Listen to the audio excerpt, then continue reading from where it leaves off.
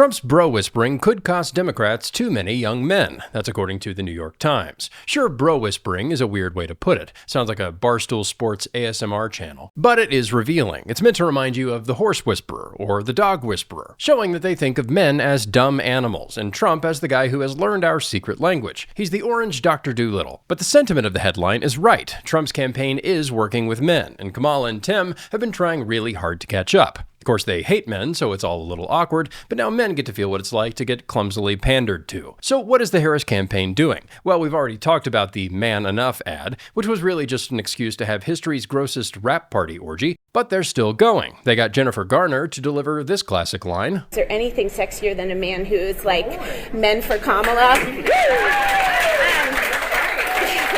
Which is great news for the sexiest man alive, Dick Cheney. And they did this PSA with the manliest Democrats they could find. Andy Cohen. My vote for Kamala is an investment in my daughter's future. Ben Stiller. I agree, I'm right there with you. And Doug Emhoff's daughter. It's really important for the men to step up. They had Tim Walz give a little talk to us men. I want to talk to all the guys for a second. Think about all the women in your life that you love. Daughters, wives, moms, cousins, neighbors. This election is about their lives and protecting their freedoms. Notice that these appeals to men are really appeals to women. They can't imagine what a man might be interested in, and they can't imagine that a woman would want anything other than to kill her own kids. Walz also did a football video game stream with AOC that peaked at fewer than 1,000 live viewers. Gwen even let him have 3 whole sips of Mountain Dew. And he told men they could keep their porn. Coach, thank you for the time. I think you might have swayed down the middle Chris here. I think he's the voting. Porn thing. I'm pro-porn. Yeah, okay, porn. excellent work by you guys. Hey, you do what you do. You be you. You be you is my thought. Saying you be you to this guy should be a capital offense. And there's that Diet Mountain Dew again. Hillary had her hot sauce, and now we know what Walz keeps in his purse.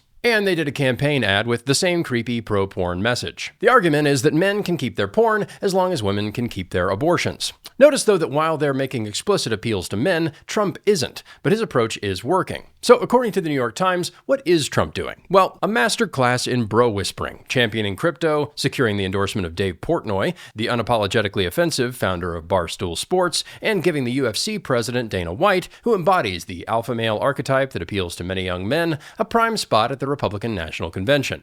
Mr. Trump has also cultivated relationships with Silicon Valley billionaires like Elon Musk. Money, sports, fighting, tech, things Trump is of course only pretending to be interested in. Oh, and one thing they neglected to mention, one of the most iconic and masculine political moments of my lifetime. But there's another male interest that Trump is appealing to. Comedy. Trump and Vance both went on Theo Von. Trump went on Flagrant. He went on Rogan. Vance went on Tim Dillon's show. They had Tony Hinchcliffe at Madison Square Garden. And now Vance is going on Rogan too. Really, the Trump campaign is a throwback to what Paul Scollis calls the vulgar wave, a period of time between roughly 1990 to 2008 where pop culture focused on entertaining heterosexual men in their 20s and 30s. Comedy, sports, fighting, space exploration, all these things still exist, but they're not the main focus of pop culture.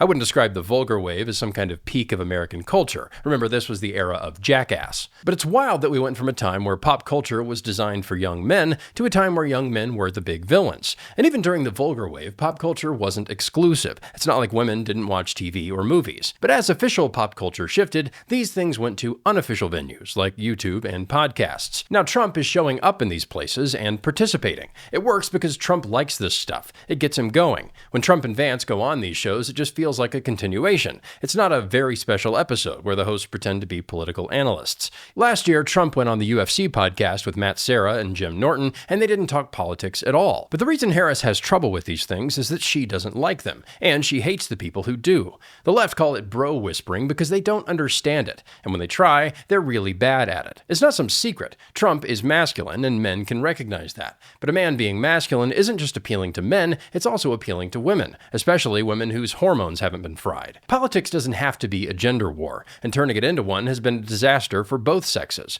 Then again, you can't deny that these two look cute together.